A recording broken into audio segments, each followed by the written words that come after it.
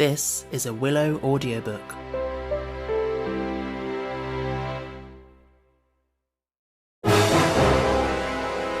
A Christmas Carol by Charles Dickens. Read by Stephen Alexander. Stave 2. The first of the three spirits.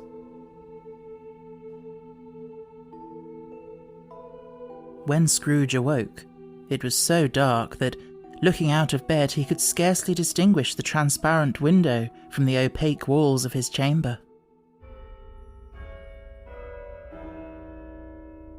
He was endeavouring to pierce the darkness with his ferret eyes, when the chimes of a neighbouring church struck the 4 quarters.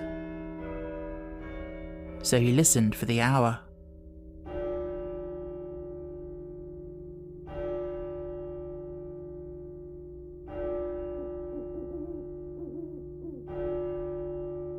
To his great astonishment, the heavy bell went on from 6 to 7, and from 7 to 8, and regularly up to 12.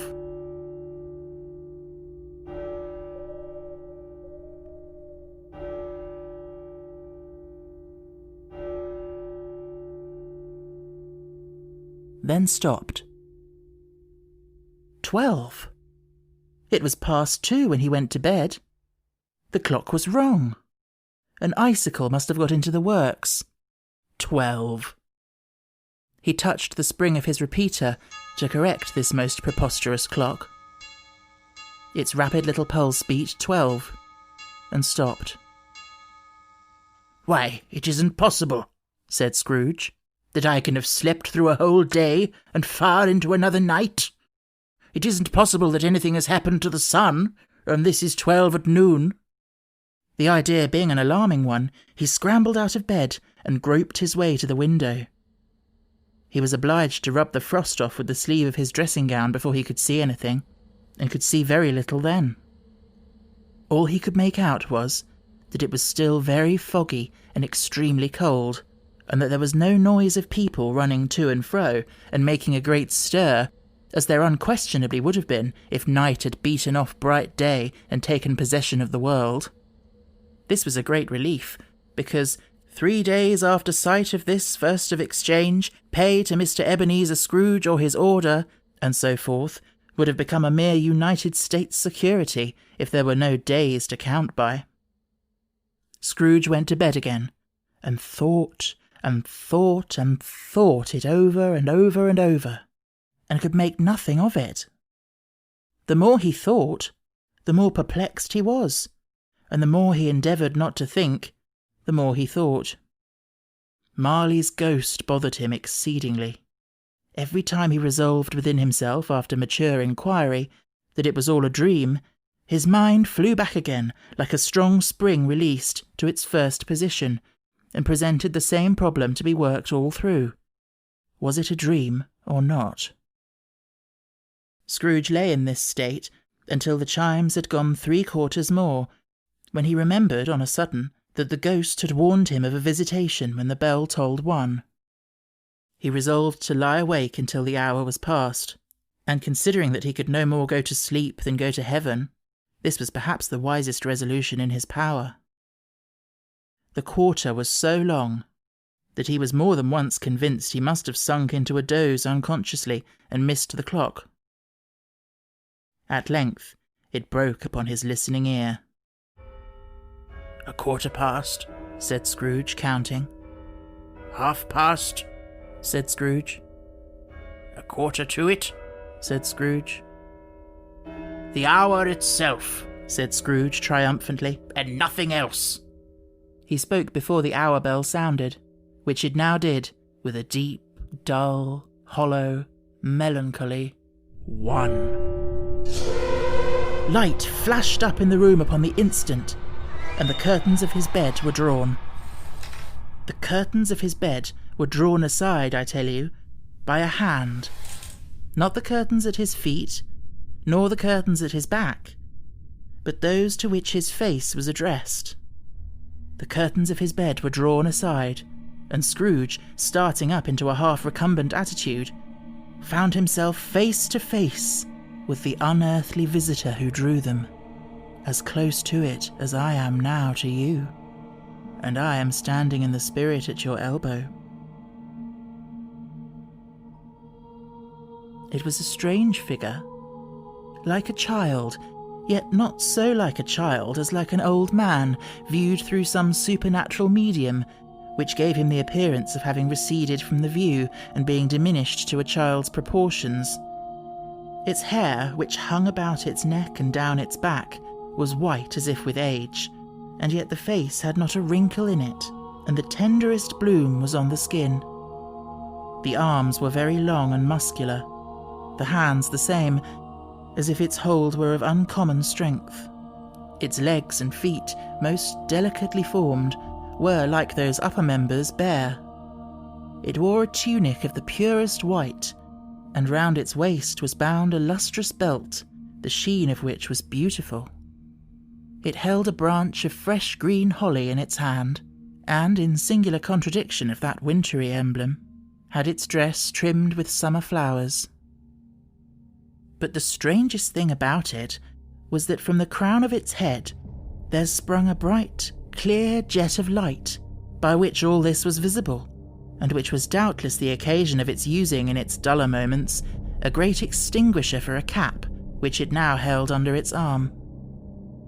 Even this, though, when Scrooge looked at it with increasing steadiness, was not its strangest quality, for as its belt sparkled and glittered now in one part and now in another, and what was light one instant, at another time was dark, so the figure itself fluctuated in its distinctness, being now a thing with one arm, now with one leg, now with 20 legs, now a pair of legs without a head, now a head without a body, of which dissolving parts no outline would be visible in the dense gloom wherein they melted away. And in the very wonder of this, it would be itself again, distinct and clear as ever. "Are you the spirit, sir, whose coming was foretold to me?" asked Scrooge. "I am." The voice was soft and gentle, singularly low, as if instead of being so close behind him, it were at a distance. "Who and what are you?" Scrooge demanded. "I am the ghost of Christmas past." "Long past?" inquired Scrooge, observant of its dwarfish stature. "No, your past." Perhaps Scrooge could not have told anybody why, if anybody could have asked him, but he had a special desire to see the spirit in its cap, and begged him to be covered. "What?" exclaimed the ghost. "Would you so soon put out with worldly hands the light I give? Is it not enough that you are one of those whose passions made this cap, and force me through whole trains of years to wear it low upon my brow?" Scrooge reverently disclaimed all intention to offend, or any knowledge of having wilfully bonneted the spirit at any point of his life. He then made bold to inquire what business brought him there. "Your welfare," said the ghost.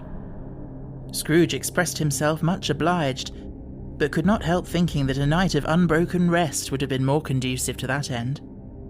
The spirit must have heard him thinking, for it said immediately, "Your reclamation, then. Take heed." It put out its strong hand as it spoke, and clasped him gently by the arm. "Rise and walk with me." It would have been in vain for Scrooge to plead that the weather and the hour were not adapted to pedestrian purposes, that bed was warm and the thermometer a long way below freezing, that he was clad but lightly in his slippers, dressing gown and nightcap, and that he had a cold upon him at the time. The grasp, though gentle as a woman's hand, was not to be resisted. He rose, but finding that the spirit made towards the window, clasped its robe in supplication. "I am a mortal," Scrooge remonstrated, "and liable to fall." "Bear but a touch of my hand, there," said the spirit, laying it upon his heart, "and you shall be upheld in more than this." As the words were spoken, they passed through the wall and stood upon an open country road with fields on either hand. The city had entirely vanished. Not a vestige of it was to be seen. The darkness and the mist had vanished with it, for it was a clear, cold winter day with snow upon the ground. "Good heaven!" said Scrooge, clasping his hands together as he looked about him. "I was bred in this place. I was a boy here." The spirit gazed upon him mildly. Its gentle touch, though it had been light and instantaneous, appeared still present to the old man's sense of feeling. He was conscious of 1,000 odours floating in the air, each one connected with 1,000 thoughts and hopes and joys and cares long, long forgotten. "Your lip is trembling," said the ghost. "And what is that upon your cheek?" Scrooge muttered, with an unusual catching in his voice, that it was a pimple, and begged the ghost to lead him where he would. "You recollect the way?" inquired the spirit. "Remember it!" cried Scrooge with fervour. "I could walk it blindfold." "Strange to have forgotten it for so many years," observed the ghost. "Let us go on." They walked along the road, Scrooge recognising every gate and post and tree, until a little market town appeared in the distance, with its bridge, its church and winding river. Some shaggy ponies now were seen trotting towards them, with boys upon their backs, who called to other boys in country gigs and carts driven by farmers. All these boys were in great spirits and shouted to each other, until the broad fields were so full of merry music that the crisp air laughed to hear it. "These are but shadows of the things that have been," said the ghost. "They have no consciousness of us." The jocund travellers came on, and as they came, Scrooge knew and named every one. Why was he rejoiced beyond all bounds to see them? Why did his cold eye glisten, and his heart leap up as they went past? Why was he filled with gladness when he heard them give each other Merry Christmas as they parted at crossroads and byways for their several homes? What was Merry Christmas to Scrooge? Out upon Merry Christmas? What good had it ever done to him? "The school is not quite deserted," said the ghost. "A solitary child, neglected by his friends, is left there still." Scrooge said he knew it, and he sobbed. They left the high road by a well-remembered lane, and soon approached a mansion of dull red brick, with a little weathercock-surmounted cupola on the roof, and a bell hanging in it. It was a large house, but one of broken fortunes, for the spacious offices were little used, their walls were damp and mossy, their windows broken, and their gates decayed. Fowls clucked and strutted in the stables, and the coach-houses and sheds were overrun with grass.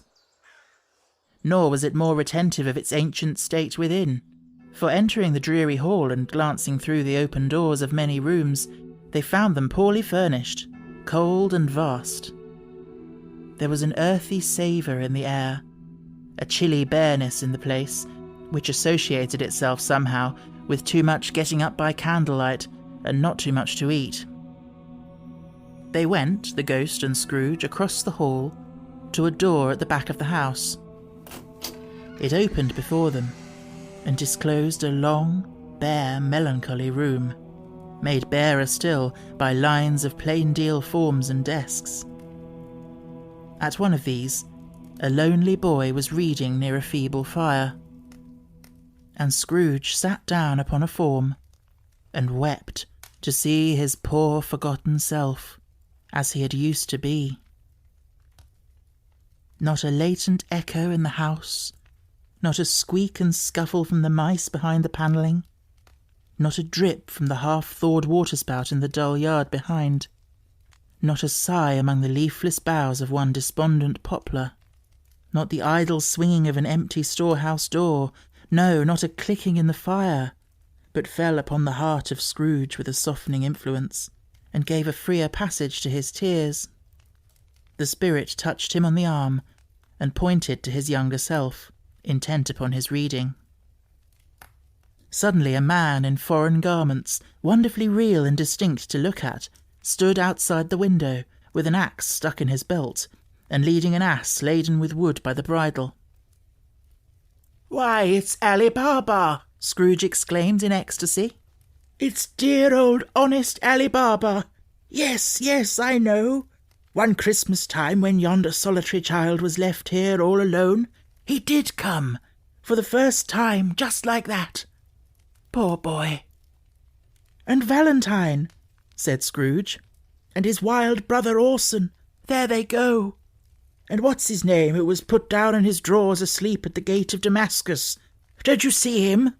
And the Sultan's groom turned upside down by the genie. There he is upon his head. Serve him right. I'm glad of it. What business had he to be married to the princess?"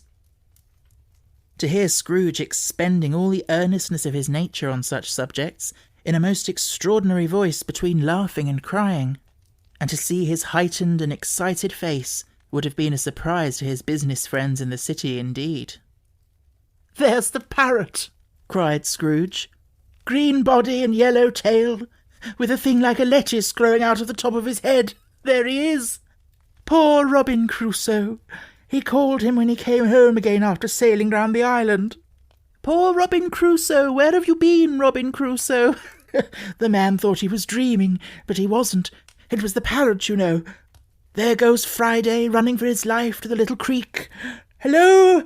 Whoop! Hello!" Then, with a rapidity of transition very foreign to his usual character, he said, in pity for his former self, "Poor boy," and cried again. "I wish," Scrooge muttered, putting his hand in his pocket and looking about him, after drying his eyes with his cuff. "But it's too late now." "What is the matter?" asked the spirit. "Nothing," said Scrooge. "Nothing. There was a boy singing a Christmas carol at my door last night. I should like to have given him something. That's all." The ghost smiled thoughtfully and waved its hand, saying as it did so, "Let us see another Christmas." Scrooge's former self grew larger at the words, and the room became a little darker and more dirty. The panels shrunk, the windows cracked, fragments of plaster fell out of the ceiling, and the naked laths were shown instead. But how all this was brought about, Scrooge knew no more than you do. He only knew that it was quite correct, that everything had happened so, that there he was, alone again, when all the other boys had gone home for the jolly holidays. He was not reading now, but walking up and down despairingly. Scrooge looked at the ghost, and with a mournful shaking of his head, glanced anxiously towards the door. It opened, and a little girl, much younger than the boy, came darting in and putting her arms about his neck, and often kissing him, addressed him as her dear, dear brother. "I have come to bring you home, dear brother," said the child, clapping her tiny hands and bending down to laugh. "To bring you home, home, home." "Home, little Fan?" returned the boy. "Yes," said the child, brimful of glee. "Home for good and all. Home for ever and ever. Father is so much kinder than he used to be, that home's like heaven. He spoke so gently to me one dear night when I was going to bed, that I was not afraid to ask him once more if you might come home. And he said yes, you should, and sent me in a coach to bring you. And you're to be a man," said the child, opening her eyes, "and are never to come back here. But first, we're to be together all the Christmas long. and have the merriest time in all the world." "You are quite a woman, little Fan," exclaimed the boy. She clapped her hands and laughed and tried to touch his head, but being too little, laughed again and stood on tiptoe to embrace him. Then she began to drag him in her childish eagerness towards the door, and he, nothing loath to go, accompanied her. A terrible voice in the hall cried, "Bring down Master Scrooge's box there!" And in the hall appeared the schoolmaster himself, who glared on Master Scrooge with a ferocious condescension, and threw him into a dreadful state of mind by shaking hands with him. He then conveyed him and his sister into the veriest old well of a shivering best parlour that ever was seen, where the maps upon the wall and the celestial and terrestrial globes in the windows were waxy with cold. Here he produced a decanter of curiously light wine and a block of curiously heavy cake, and administered instalments of those dainties to the young people, at the same time sending out a meagre servant to offer a glass of something to the postboy, who answered that he thanked the gentleman, but if it was the same tap as he had tasted before, he had rather not. Master Scrooge's trunk being by this time tied onto the top of the chaise, the children bade the schoolmaster good-bye right willingly, and getting into it, drove gaily down the garden sweep, the quick wheels dashing the hoarfrost and snow from off the dark leaves of the evergreens like spray. "Always a delicate creature, whom a breath might have withered," said the ghost. "But she had a large heart." "So she had," cried Scrooge. "You're right. I'll not gainsay it, Spirit. God forbid." "She died a woman," said the ghost, "and had, as I think, children." "One child," Scrooge returned. "True," said the ghost. "Your nephew." Scrooge seemed uneasy in his mind, and answered briefly, "Yes." Are you enjoying the story? I hope so. I just wanted to let you know that Willow Audiobooks is now on Patreon. If you'd like to support us and help us to keep creating content, please do consider becoming a patron. There are 3 pledge tiers available, all with some lovely rewards attached, so head on over to patreon.com/Willow Audiobooks to check out how you can get involved and keep the fiction flowing. Speaking of which, back to the story. Although they had but that moment left the school behind them, they were now in the busy thoroughfares of a city, where shadowy passengers passed and repassed, where shadowy carts and coaches battled for the way, and all the strife and tumult of a real city were. It was made plain enough by the dressing of the shops that here too it was Christmas time again. But it was evening, and the streets were lighted up. The ghost stopped at a certain warehouse door, and asked Scrooge if he knew it. "Know it?" said Scrooge. "Was I not apprenticed here?" They went in. At sight of an old gentleman in a Welsh wig, sitting behind such a high desk that if he had been 2 inches taller he must have knocked his head against the ceiling, Scrooge cried in great excitement, "Why, it's old Fezziwig! Bless his heart, it's Fezziwig! Alive again!" Old Fezziwig laid down his pen and looked up at the clock, which pointed to the hour of 7. He rubbed his hands, adjusted his capacious waistcoat, laughed all over himself from his shoes to his organ of benevolence, and called out in a comfortable, oily, rich, fat, jovial voice, "Yo-ho there! Ebenezer! Dick!" Scrooge's former self, now grown a young man, came briskly in, accompanied by his fellow prentice. "Oh, Dick Wilkins, to be sure," said Scrooge to the ghost. "Bless me, yes, there he is. He was very much attached to me, was Dick. Poor Dick, dear, dear." "Yo-ho, my boys," said Fezziwig. "No more work tonight. Christmas Eve, Dick. Christmas, Ebenezer. Let's have the shutters up," cried old Fezziwig with a sharp clap of his hands, "before a man can say Jack Robinson." You wouldn't believe how those 2 fellows went at it. They charged into the street with the shutters. 1, 2, 3, had 'em up in their places. 4, 5, 6, barred 'em and pinned 'em. 7, 8, 9, and came back before you could have got to 12, panting like racehorses. "Hilly-ho!" cried old Fezziwig, skipping down from the high desk with wonderful agility. "Clear away, my lads, and let's have lots of room here.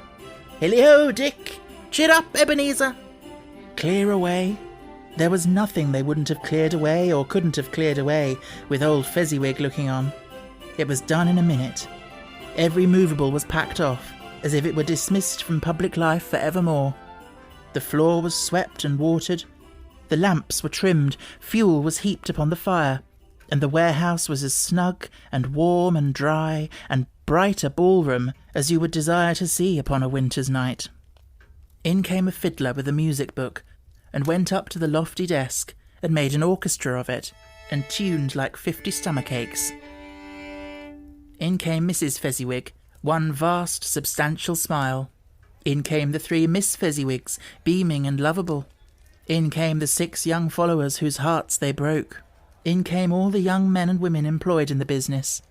In came the housemaid with her cousin the baker. In came the cook with her brother's particular friend the milkman. In came the boy from over the way, who was suspected of not having board enough from his master, trying to hide himself behind the girl from next door but one, who was proved to have had her ears pulled by her mistress. In they all came, one after another, some shyly, some boldly, some gracefully, some awkwardly, some pushing, some pulling. In they all came, anyhow and everyhow.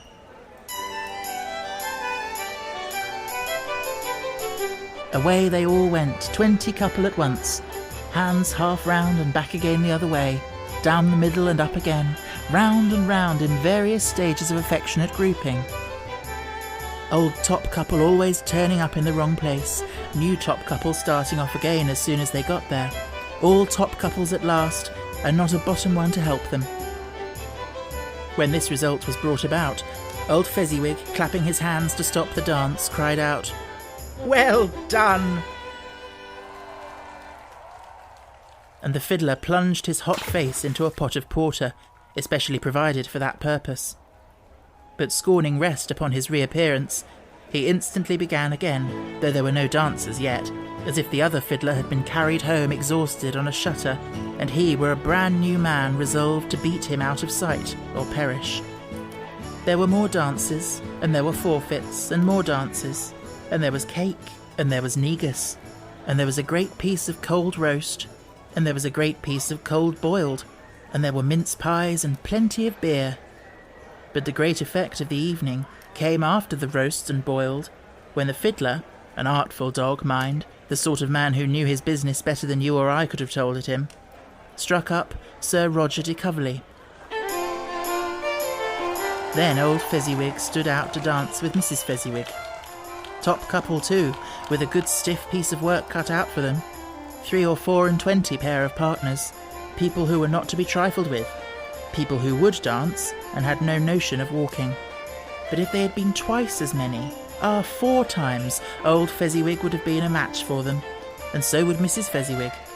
As to her, she was worthy to be his partner in every sense of the term. If that's not high praise, tell me higher and I'll use it. A positive light appeared to issue from Fezziwig's calves. They shone in every part of the dance like moons. You couldn't have predicted at any given time what would become of them next. And when old Fezziwig and Mrs. Fezziwig had gone all through the dance, advance and retire, hold hands with your partner, bow and curtsy, corkscrew, thread the needle, and back again to your place, Fezziwig cut so deftly that he appeared to wink with his legs and came upon his feet again without a stagger.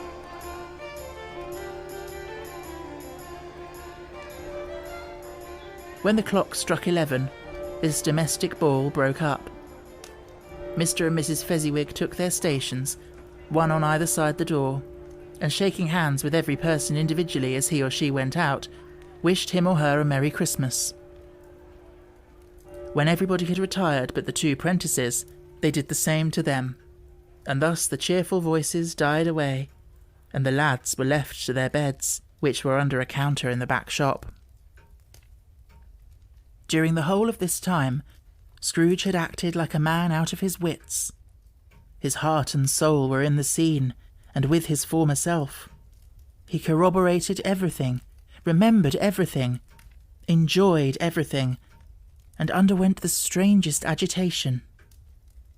It was not until now, when the bright faces of his former self and Dick were turned from them, that he remembered the ghost, and became conscious that it was looking full upon him, while the light upon its head burnt very clear. "A small matter," said the ghost, "to make these silly folks so full of gratitude." "Small?" echoed Scrooge. The spirit signed to him to listen to the two apprentices, who were pouring out their hearts in praise of Fezziwig, and when he had done so, said, "Why, is it not? He has spent but a few pounds of your mortal money, 3 or 4 perhaps. Is that so much that he deserves this praise?" "It isn't that," said Scrooge, heated by the remark, and speaking unconsciously like his former, not his latter self. "It isn't that, Spirit. He has the power to render us happy or unhappy, to make our service light or burdensome, a pleasure or a toil. Say that his power lies in words and looks, in things so slight and insignificant that it is impossible to add and count 'em up. What then? The happiness he gives is quite as great as if it cost a fortune." He felt the spirit's glance and stopped. "What is the matter?" asked the ghost. "Nothing particular," said Scrooge. "Something, I think," the ghost insisted. "No," said Scrooge. "No. I should like to be able to say a word or two to my clerk just now. That's all." His former self turned down the lamps as he gave utterance to the wish, and Scrooge and the ghost again stood side by side in the open air. "My time grows short," observed the spirit. "Quick!" This was not addressed to Scrooge, or to anyone whom he could see, but it produced an immediate effect. For again Scrooge saw himself. He was older now, a man in the prime of life. His face had not the harsh and rigid lines of later years, but it had begun to wear the signs of care and avarice. There was an eager, greedy, restless motion in the eye, which showed the passion that had taken root, and where the shadow of the growing tree would fall. He was not alone, but sat by the side of a fair young girl in a mourning dress, in whose eyes there were tears, which sparkled in the light that shone out of the ghost of Christmas past. "It matters little," she said softly. "To you, very little. Another idol has displaced me, and if it can cheer and comfort you in time to come, as I would have tried to do, I have no just cause to grieve." "What idol has replaced you?" he rejoined. "A golden one." "This is the even-handed dealing of the world," he said. "There is nothing on it which is so hard as poverty, and there is nothing it professes to condemn with such severity as the pursuit of wealth." "You fear the world so much," she answered gently. "All your other hopes have merged into the hope of being beyond the chance of its sordid reproach. I have seen your nobler aspirations fall off one by one until the master passion, gain, engrosses you. Have I not?" "What then?" he retorted. "Even if I have grown so much wiser, what then? I am not changed towards you." She shook her head. "Am I?" "Our contract is an old one. It was made when we were both poor and content to be so, until in good season we could improve our worldly fortune by our patient industry. You are changed. When it was made, You were another man." "I was a boy," he said impatiently. "Your own feeling tells you that you were not what you are," she returned. "I am. That which promised happiness when we were one in heart is fraught with misery now that we are two. How often and how keenly I have thought of this, I will not say. It is enough that I have thought of it, and can release you." "Have I ever sought release?" "In words, no, never." "In what, then?" "In a changed nature, in an altered spirit, in another atmosphere of life, another hope as its great end, in everything that made my love of any worth or value in your sight." "If this had never been between us," said the girl, looking mildly but with steadiness upon him, "tell me, would you seek me out and try to win me now?" "Ah, no." He seemed to yield to the justice of this supposition in spite of himself, but he said with a struggle, "You think not?" "I would gladly think otherwise if I could," she answered. "Heaven knows. When I have learned a truth like this, I know how strong and irresistible it must be. But if you were free today, tomorrow, yesterday, can even I believe that you would choose a dowerless girl? You who, in your very confidence with her, weigh everything by gain. Or, choosing her, if for a moment you were false enough to your one guiding principle to do so, do I not know that your repentance and regret would surely follow? I do. And I release you, with a full heart, for the love of him you once were." He was about to speak, but with her head turned from him, she resumed. "You may, the memory of what is past half makes me hope you will, have pain in this. A very, very brief time, and you will dismiss the recollection of it gladly as an unprofitable dream from which it happened well that you awoke. May you be happy in the life you have chosen." She left him, and they parted. "Spirit," said Scrooge, "show me no more. Conduct me home. Why do you delight to torture me?" "One shadow more," exclaimed the ghost. "No more," cried Scrooge. "No more. I don't wish to see it. Show me no more." But the relentless ghost pinioned him in both his arms and forced him to observe what happened next. They were in another scene and place, a room not very large or handsome, but full of comfort. Near to the winter fire sat a beautiful young girl, so like the last that Scrooge believed it was the same, until he saw her, now a comely matron, sitting opposite her daughter. The noise in this room was perfectly tumultuous, for there were more children there than Scrooge, in his agitated state of mind, could count. And, unlike the celebrated herd in the poem, there were not 40 children conducting themselves like one, but every child was conducting itself like 40. The consequences were uproarious beyond belief, but no one seemed to care.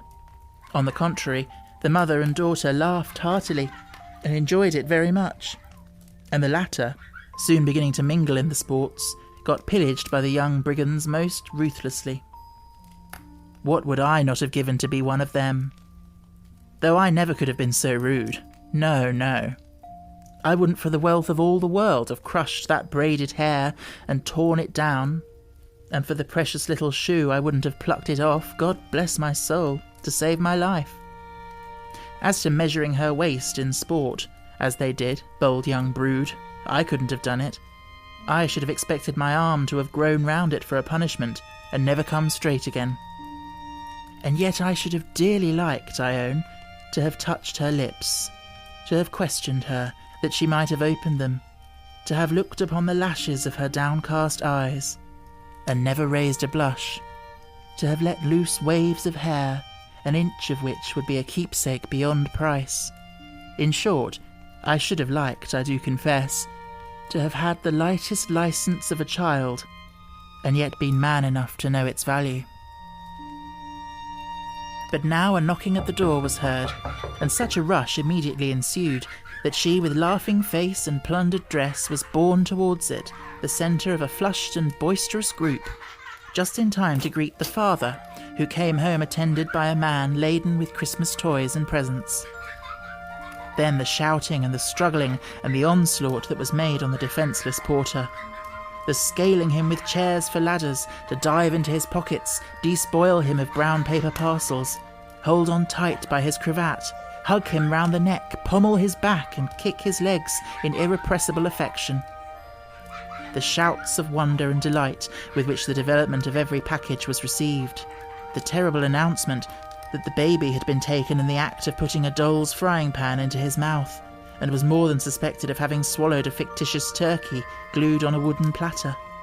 The immense relief of finding this a false alarm. The joy and gratitude and ecstasy. They are all indescribable alike. It is enough that by degrees the children and their emotions got out of the parlour, and by one stair at a time up to the top of the house, where they went to bed, and so subsided. And now Scrooge looked on more attentively than ever, when the master of the house, having his daughter leaning fondly on him, sat down with her and her mother at his own fireside, and when he thought that such another creature, quite as graceful and as full of promise, might have called him father, and been a springtime in the haggard winter of his life, his sight grew very dim indeed. "Belle," said the husband, turning to his wife with a smile, "I saw an old friend of yours this afternoon." "Who was it?" "Yes." "How can I?" "Tut, I don't know," she added in the same breath, laughing as he laughed. "Mr. Scrooge." "Mr. Scrooge it was. I passed his office window, and as it was not shut up, and he had a candle inside, I could scarcely help seeing him. His partner lies upon the point of death, I hear, and there he sat alone. Quite alone in the world, I do believe." "Spirit," said Scrooge in a broken voice, "remove me from this place." "I told you these were shadows of the things that have been," said the ghost. "That they are what they are. Do not blame me." "Remove me!" Scrooge exclaimed. "I cannot bear it!" He turned upon the ghost, and seeing that it looked upon him with a face in which in some strange way there were fragments of all the faces it had shown him, wrestled with it. "Leave me! Take me back! Haunt me no longer!" In the struggle, if that can be called a struggle in which the ghost, with no visible resistance on its own part, was undisturbed by any effort of its adversary, Scrooge observed that its light was burning high and bright, and dimly connecting that with its influence over him, he seized the extinguisher cap, and by a sudden action pressed it down upon its head. The spirit dropped beneath it, so that the extinguisher covered its whole form. But though Scrooge pressed it down with all his force, he could not hide the light, which streamed from under it in an unbroken flood upon the ground. He was conscious of being exhausted and overcome by an irresistible drowsiness, and further, of being in his own bedroom. He gave the cap a parting squeeze, in which his hand relaxed, and had barely time to reel to bed, before he sank into a heavy sleep. To stay updated with Willow Audiobooks, you can follow us on social media. Just search for Willow Audiobooks on Instagram, Facebook and Twitter, or you can visit our webpage at stephenalexanderwillis.com/Willow Audiobooks. If you're enjoying this audiobook, why not leave a rating or a review on iTunes or wherever you happen to get your podcasts?